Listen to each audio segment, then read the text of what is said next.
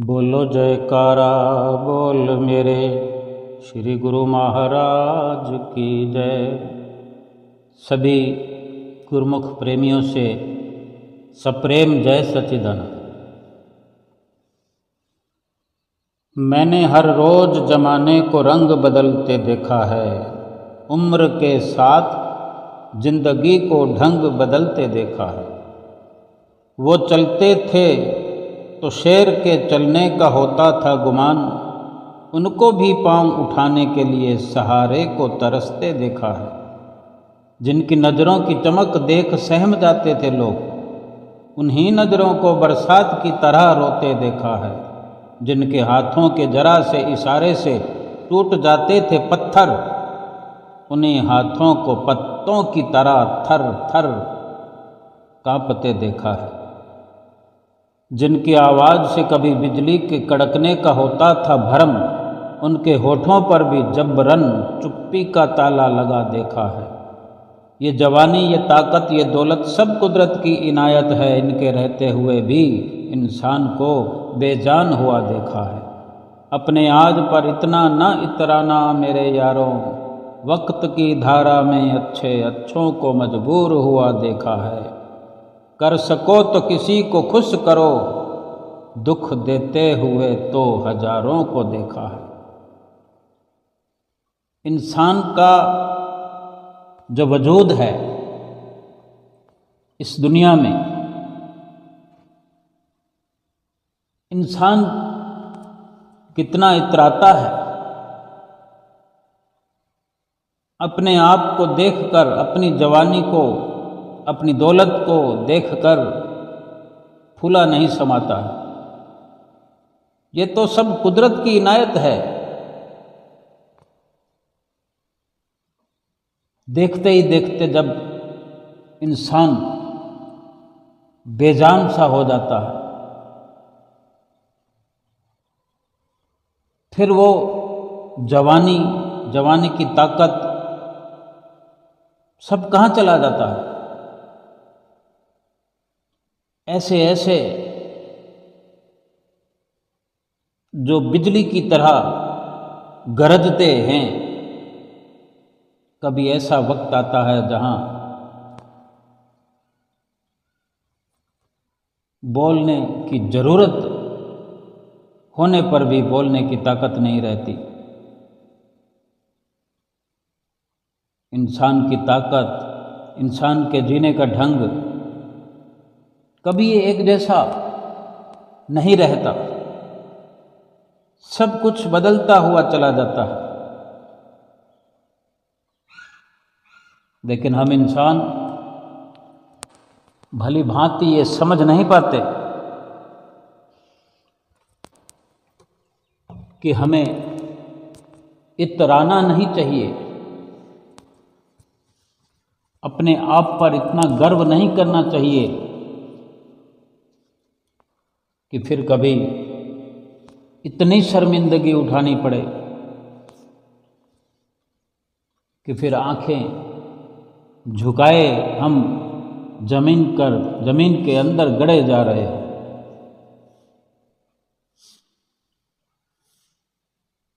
लगभग हर कोई अनजान है इस बात से कि ये मनुष्य शरीर कितना कीमती है और कितना काम का है। सबसे अहम बात तो यह है कि ये बार बार मिलने का नहीं है, लेकिन जो अब की बार मिला है और इतना कीमती है, तो क्या इसे यूं ही हाथ से निकल जाने देना चाहिए? क्या हम गवारा करते हैं इतने कदर की चीज़ को, इतनी कीमत की चीज़ को क्या यूं ही जाने दिया जाए? अगर कोई समझता है कि ये मनुष्य शरीर इतना कीमती है, काम की चीज़ है, ये बार बार मिलने की नहीं है, तो कोई विरले ऐसे इंसान इस कीमती शरीर से कुछ ऐसा कर गुजरते हैं,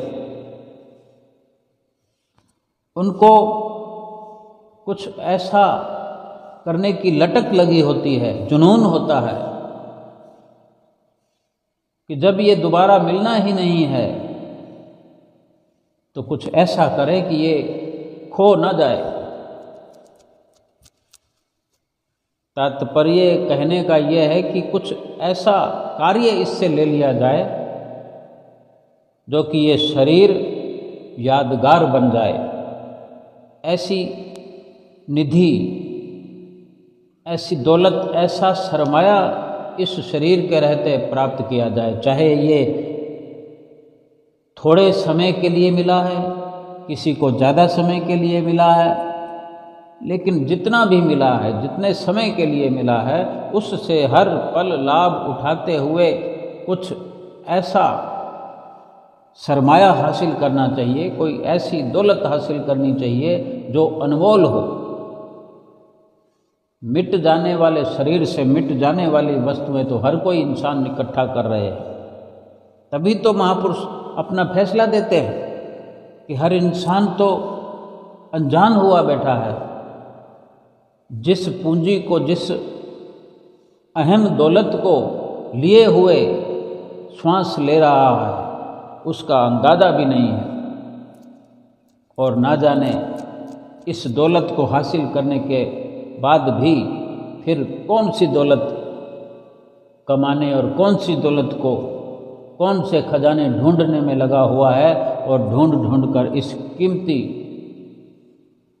पूंजी को, शरीर और शरीर के भीतर चल रहे श्वासों को लुटा रहा है। कुछ हासिल कर पाएगा कि नहीं, लेकिन इसको अवश्य ही लुटाकर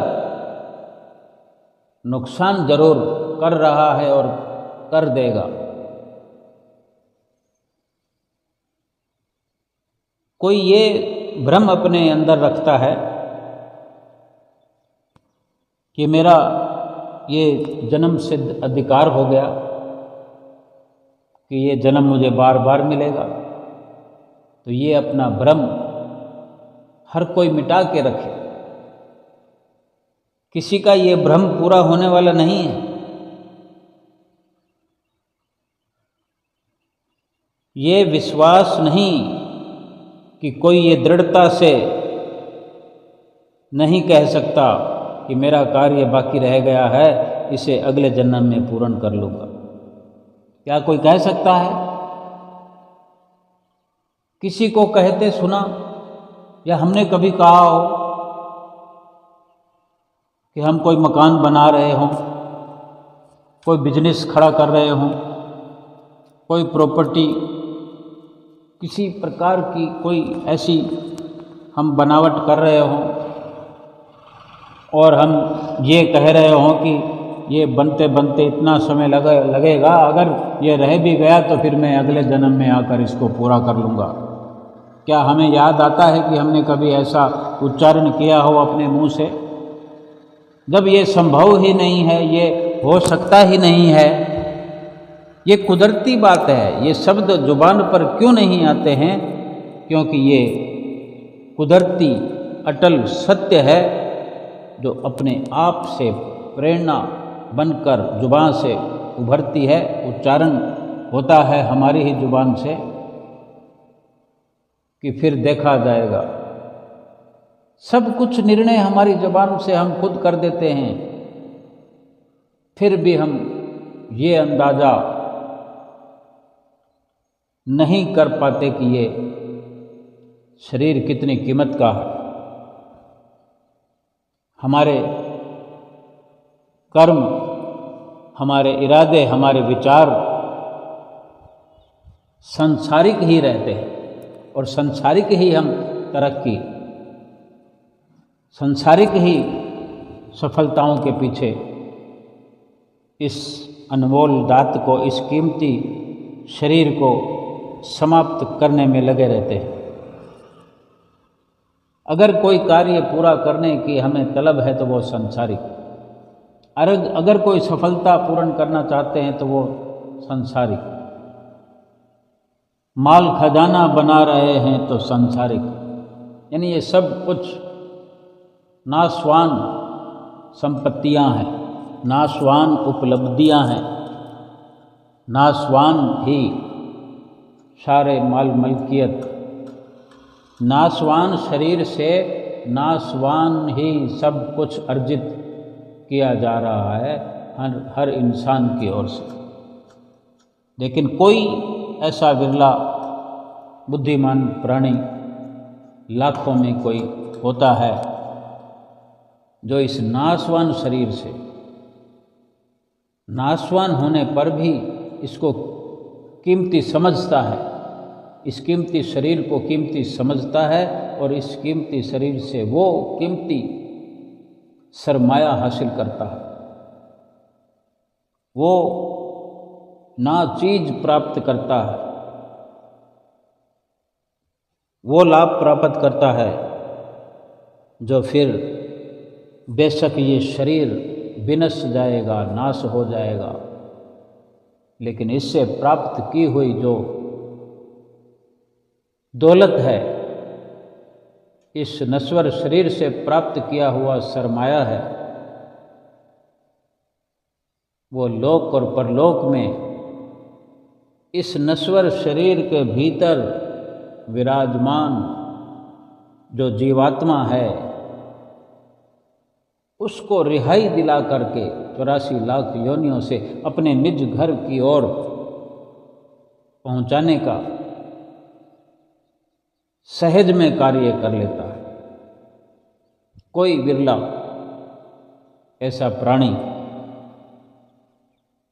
महापुरुष स्थान स्थान पर जाकर ऐसे विरले जो जीव होते हैं, विरली संस्कारी रूहों को चेतावनियाँ देते हैं, जतलाते हैं अपने उसी असली मकसद की ओर कि इस शरीर से क्या हासिल करना,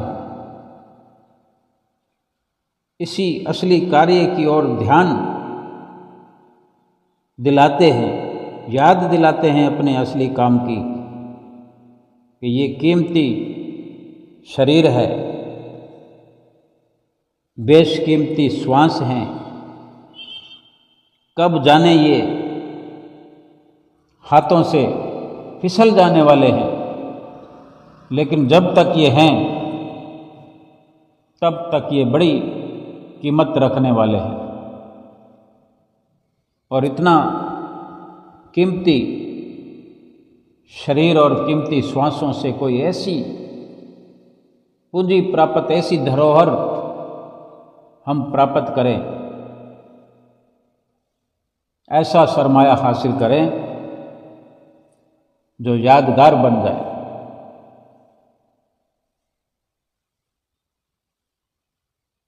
जिनके ऊंचे संस्कार होते हैं,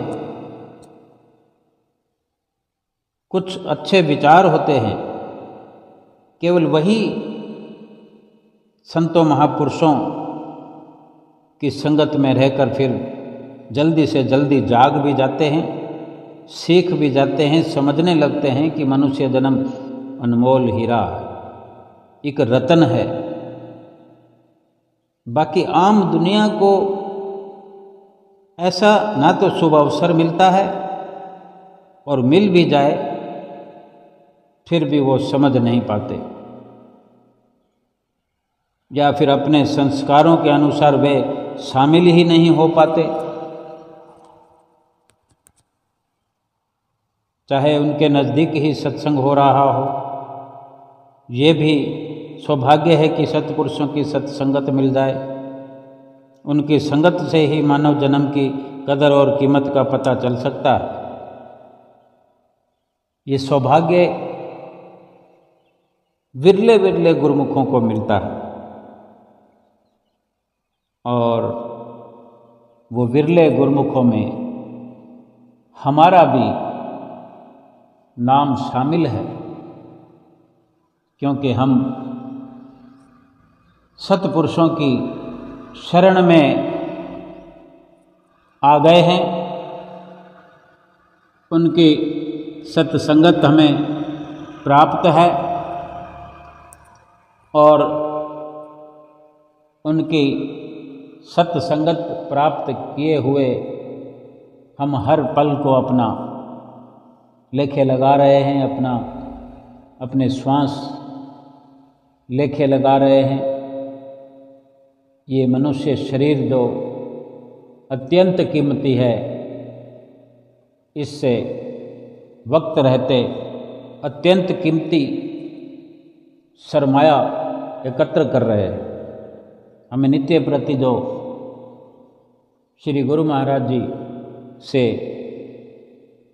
बख्शिश प्राप्त होती है, सुंदर कल्याणकारी वचनों की हमें बख्शिश प्राप्त होती है, उनके दर्शन दीदार प्राप्त होते हैं, उनकी नज़दीकी हासिल करते हुए जो 5 नियमों की जो हमें पालना के बारे में रोज़ हिदायत होती है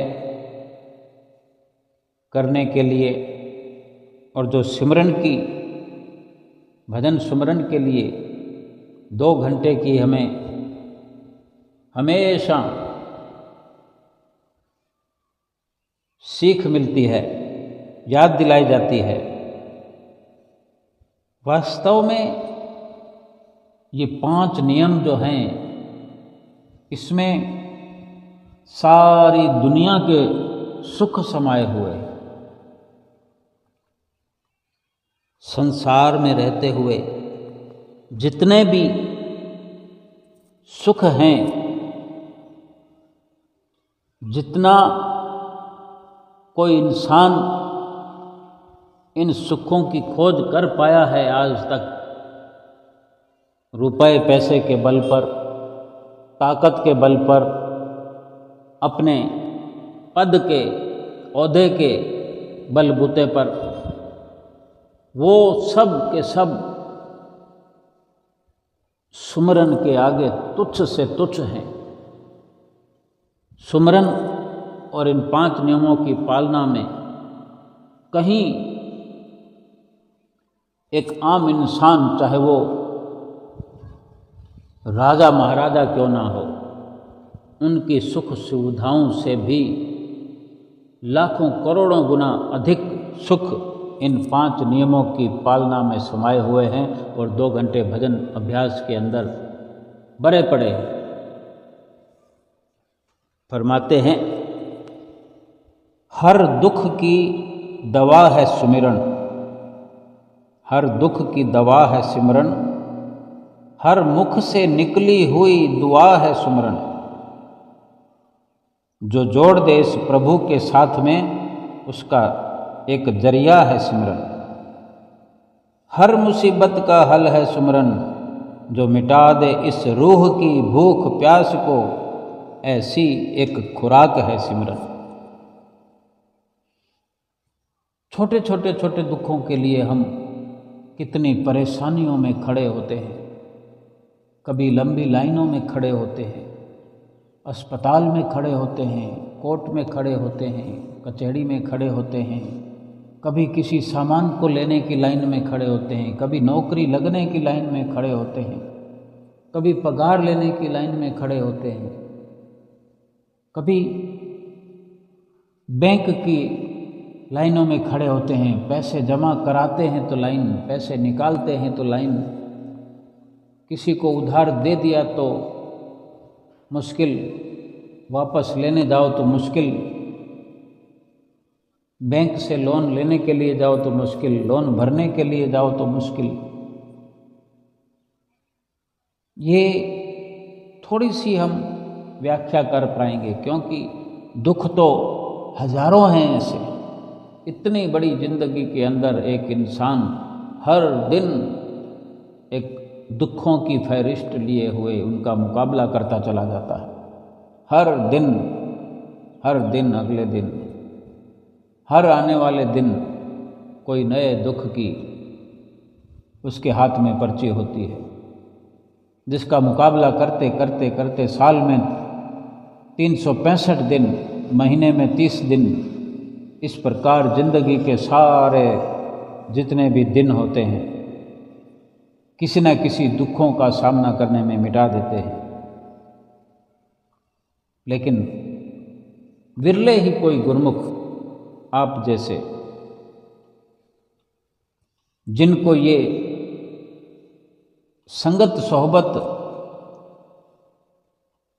सतगुरु की मिल गई है, वही समझ पाते हैं कि हर दुख की दवा है सुमिरन, हर मुख से निकली दुआ है सुमिरन। यानी सिमरन में दवा भी है, दुआ भी है। यानी दुख आने से पहले ही मुख मोड़ कर चला जाता है। ये सुमिरन की तासीर है, ये दुआओं की तासीर है।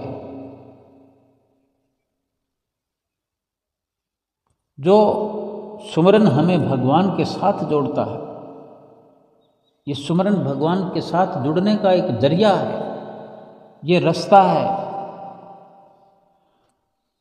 और भला भगवान के साथ जुड़ने का जिसे जरिया मिल जाए, रास्ता मिल जाए, और उस रास्ते पर चलकर उस जरिया को अपनाकर उस जरिए भगवान तक, भगवान की नज़दीकी भीतर से और बाहर से प्राप्त करते हुए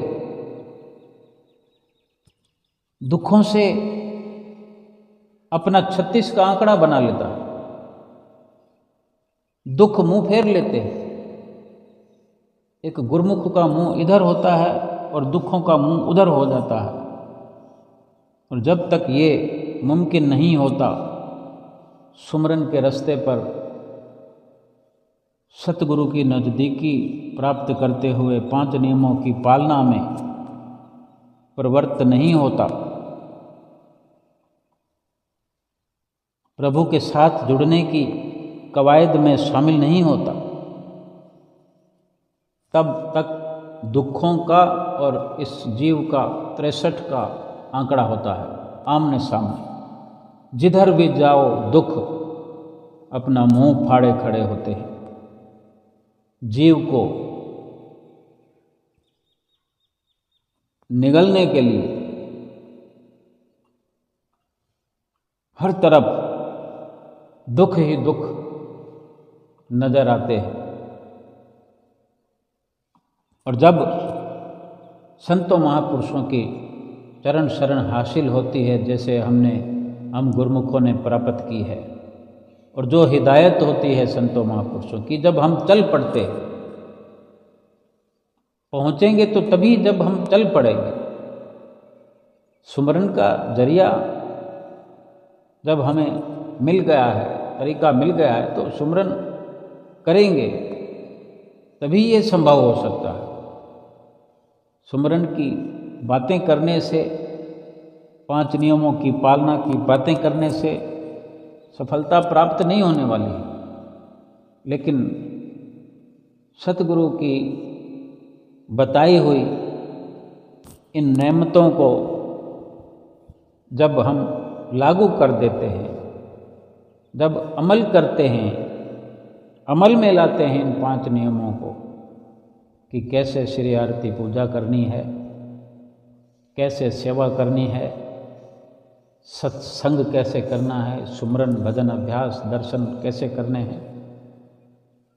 जब इस प्रकार हमें एक चिंता सी लग जाती है कि मुझे ये सब करना ही करना है, क्योंकि ये मेरे सतगुरु का कहना है और यही मेरा वास्तविक गहना है, 5 नियमों की पालना रूपी गहने को हम अंगीकार करके सजते हैं, संवरते हैं। और 2 घंटे भजन अभ्यास की ये जो सबसे बड़ी सजावट है हमारे रूह की, क्योंकि ये भूख मिटाने की खुराक है सिमरन। जीवात्मा की भूख मिटा दे, रूह की भूख मिटाने वाली खुराक है सिमरन। केवल शरीर को तो सारी दुनिया सजा रही है, इसके अलावा कुछ समझने को तैयार ही नहीं है इंसान। तभी तो इस कीमती शरीर से, इस शरीर को जरिया बना करके कोई सोना इकट्ठा कर रहा है, कोई रुपया पैसा इकट्ठा कर रहा है, कोई हीरे की तलाश में है, कोई लो लक्कड़ में लगा हुआ है, कोई स्टील के फर्नीचर में लगा हुआ है, कोई महल माड़ियाँ बना रहा है, कोई शरीर को गहनों से सजा रहा है, कोई अपने बंगलों पे लड़ियाँ लगा रहा है, कोई कपड़ों से अपने आप को चमका रहा है, कोई इतर फुलेल लगा रहा है। लेकिन जो भीतर जीवात्मा, हमारे भीतर जो इस शरीर की मालिक है, वो दुखों में गलतान है, जो मालिक है। आज अगर ये समझना चाहें तो ऐसा भी हो सकता है, समझ सकते हैं कि आजकल ये आम होता जा रहा है कि जैसे माता पिता मकान बनाते हैं अपनी औलाद के लिए, अपने बाल बच्चों के लिए कितना मजबूत इंतजाम करते हैं, खुद अपने बच्चों के ऐसे मजबूत इंतजामात करने की खातिर वे आप कुर्बान हो जाते हैं, अपना सर्वस्व लगा देते हैं, अपने खून का, पसीने का, अपनी मेहनती कमाई का कतरा कतरा, जर्रा जर्रा खर्च करके अपने बच्चों को एक मजबूत छाया प्रदान करते हैं कि हमारे नन्हे मुन्ने बच्चे बड़े होकर के इस जिंदगी के अंदर दुखों से मुक्त होकर रहेंगे, कभी उन्हें सर पर धूप का एहसास नहीं होगा। और फिर वही बच्चा लोग जब बड़े हो जाते हैं, ब्याह शादियां हो जाती है उनकी, और इधर खून पसीने को लगा करके महल बनाने वाले माता पिता बुजुर्ग होते चले जाते हैं, आँखों से दिखना कम हो जाता है, चलना फिरना बंद हो जाता है, ठीक से दिमाग काम करना भी बंद कर देता है, भूल जाने की आदत हो जाती है। फिर देखते ही देखता ऐसे वक्त आ जाता है, अपने ही बच्चों से बात बात पे डांट डपट होने लगती है, डांट फटकार खाने लगते हैं। और इतना तक हो जाता है कि माता पिता में से कई बार एक की छुट्टी हो जाती है। माता पिता में कोई भी एक भगवान को प्यारा हो जाता है और एक रह जाता है, चाहे तो वो पिता हो चाहे तो माता हो, या फिर दोनों भी अगर हैं तो उनको वृद्ध आश्रम का मुंह देखना पड़ता है। वो महल जो उन्होंने बनाया, उस महल के जो मालिक हैं उनके मकान के बाहर भी नेम प्लेट लगी होती है, अब तक भी नेम प्लेट लगी होती है, और वो नेम प्लेट पर लिखे हुए नाम वाले जो माता पिता हैं वो वृद्ध आश्रम पहुंचा दिए जाते हैं। ये कितना दुखद है, कभी हमारे साथ ऐसा हो जाए, कितना दुखद है ये, किसी के साथ हो जाए कि क्या इसलिए ये सब जीवन भर की मेहनत तपस्या करके जो भी व्यवस्था की, और आज ये मुंह देखना पड़ा, जो छत बनाई थी उसी छत से बेदखल कर दिया गया। यानी जो मालिक है, आज मुश्किल वक्त में इतनी दुखद घड़ियों में जीना पड़ रहा है। बेशक ये उदाहरण के तौर पर ले रहे हैं, बाकी जो हो रहा है सृष्टि में, हर किसी को अपने कर्मों का, अपने प्रारब्ध का सिला तो मिलता ही है, और जो इस प्रकार की रचना रचाते हैं, ऐसे कर्म करते हैं, फिर उनके लिए भी वही मंजर तैयार उनको आगे अपने निकट भविष्य में मिलता है। कहने का तात्पर्य यही है कि हम शरीर को सजा रहे हैं, शरीर को खिला रहे हैं, पिला रहे हैं, लेकिन शरीर के अंदर जो मालिक है, जो वास्तव में इस शरीर को चलाने वाला है, वो जीवात्मा नहीं तो शरीर कितनी देर चलेगा, कितने श्वास ले पाएगा जब जीवात्मा यहाँ से निकलकर शरीर से बाहर हो जाए। एक कदम भी नहीं, एक सुई की जितना भी वो हिल नहीं सकता। इधर श्वास निकला कि लुढ़क जाएगा, जैसे कोई पत्थर, कोई दीवार, कोई सामान खड़े खड़े गिर जाता है। तो हमने जिंदगी में क्या किया? कबीर जग में आए कर तन पाला के पेट, सहजो दिन धंधे गया रैन गई सुखलेट। परम संत कबीर साहब जी अपनी वाणी में फरमाते हैं कि जीवन में आकर के क्या किया? शरीर को पाला पोसा, पेट को पाला पोसा, खिलाया पिलाया, यानी शरीर में लगे रहे। रात को सोकर गुजार दिया और दिन को काम धंधा करके व्यतीत कर दिया। बस यही जीवन भर करते रहे, रोज का रोज यही सिलसिला चलता रहा। जीवन उम्र पूरी बीत गई। क्या इसीलिए आए थे इस दुनिया में? महापुरुष फिर फरमाते हैं कि संसार में आकर क्या किया? कि शरीर को पालने के लिए आए। शरीर को तो जानवर भी पालते हैं और बड़ा अच्छे से पालते हैं, इंसान से ज़्यादा बढ़िया पालते हैं। क्यों? कि उनके अंदर ना कोई अकल है, ना बुद्धि है, ना उनको कोई चिंता है, ना फिक्र है, फिर भी उनका शरीर पल रहा है। यानी वो खुद नहीं पाल रहे, कुदरत उनकी पालना पोषणा कर रही है।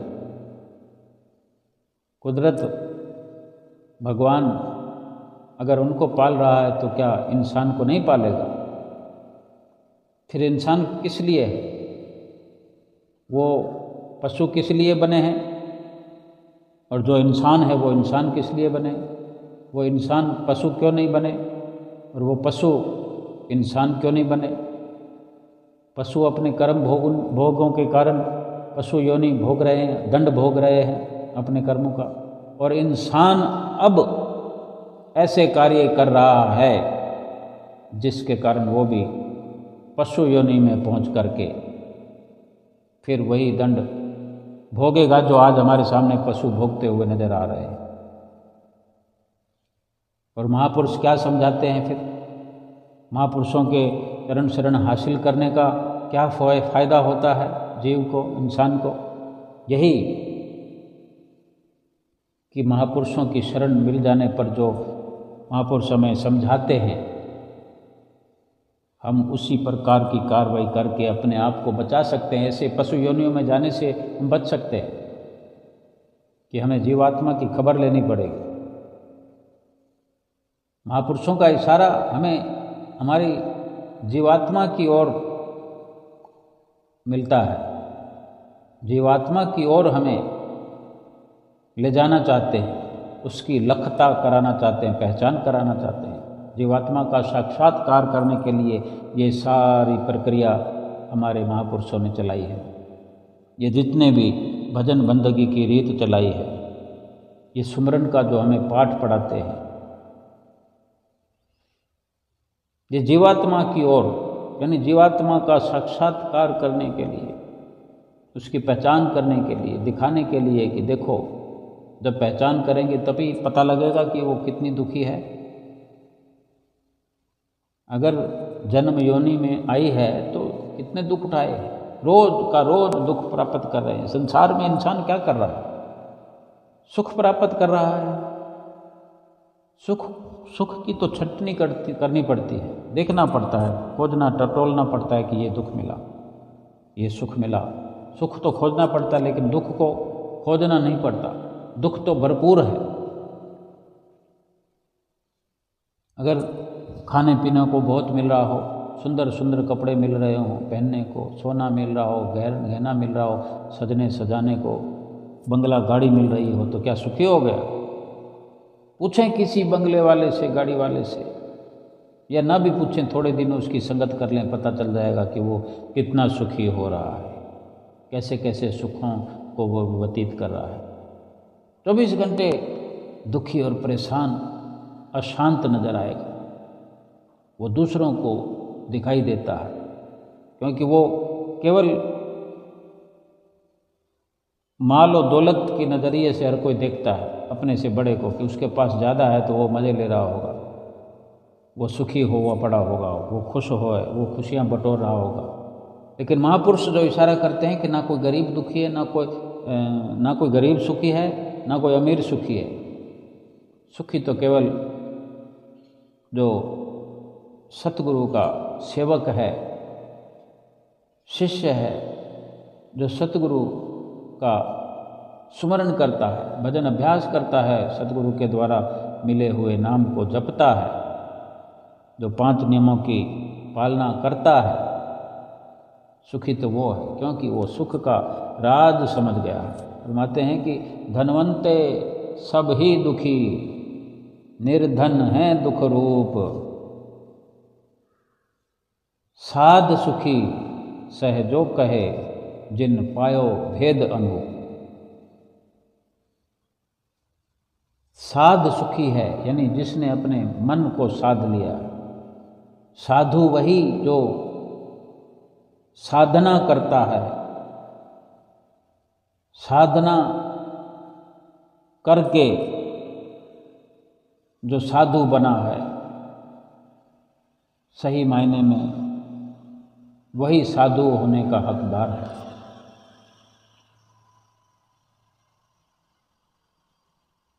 धनवान तो दर्जा दे दिया महापुरुषों ने, धनवंते सब ही दुखी। जब धनवान दुखी हैं तो फिर निर्धन का क्या कहना, वो तो दुख का रूप है, नमूना है वो। धनवंते सब ही दुखी, निर्धन है दुख रूप, यानी गरीब भी दुखी है, अमीर भी दुखी है। सुखी कौन है? संतों का दास सुखी है। साध सुखी सहजो कहे, जिन पायो भेद अनूप, जिसने भेद पा लिया है, जिसने सुखी होने का, सुख प्राप्त करने का जिनको भेद मिल गया है। और वो भेद यही है जो हमें नित्य प्रति भेद बताया जाता है, रोज का रोज बता रहे हैं कि हर दुख की दवा है सुमरन, हर मुख से निकली हुई दुआ है सुमरन। जो जोड़ दे इस प्रभु के साथ हमें, उसका एक जरिया है सुमरन। हर मुसीबत का हल है सुमरन, जो मिटा दे इस रूह की भूख प्यास को, ऐसी ये खुराक है सिमरन।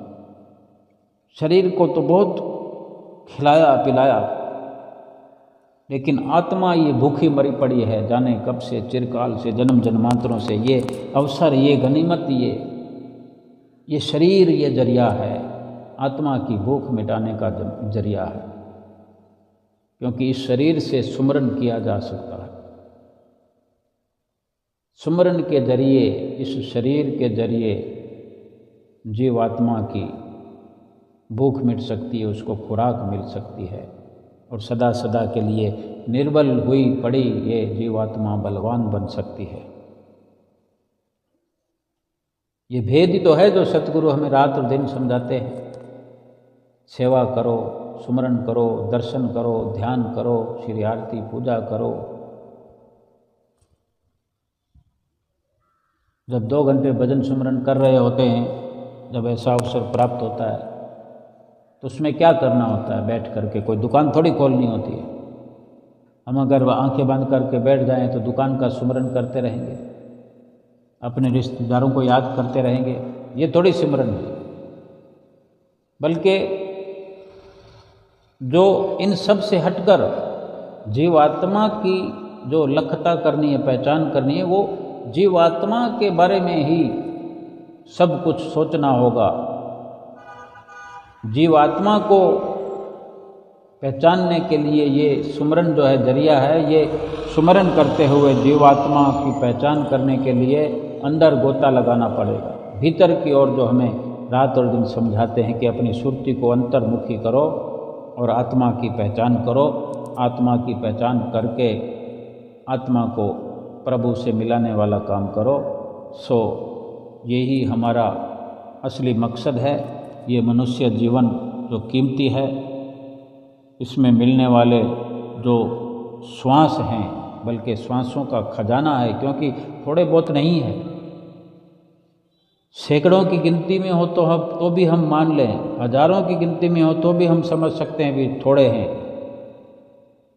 लाखों की गिनती में हो तो भी हम समझें। क्या हम अंदाज़ा लगा सकते हैं कि हम कितने लाख श्वास खर्च कर पाए हैं, खर्च कर चुके हैं? तो क्या ये छोटी मोटी बात है? वास्तविकता यही है कि खजाना श्वासों का मिला है, जो बहुकीमती है, बहुत कीमती है, बेश कीमती है, बहुमूल्य।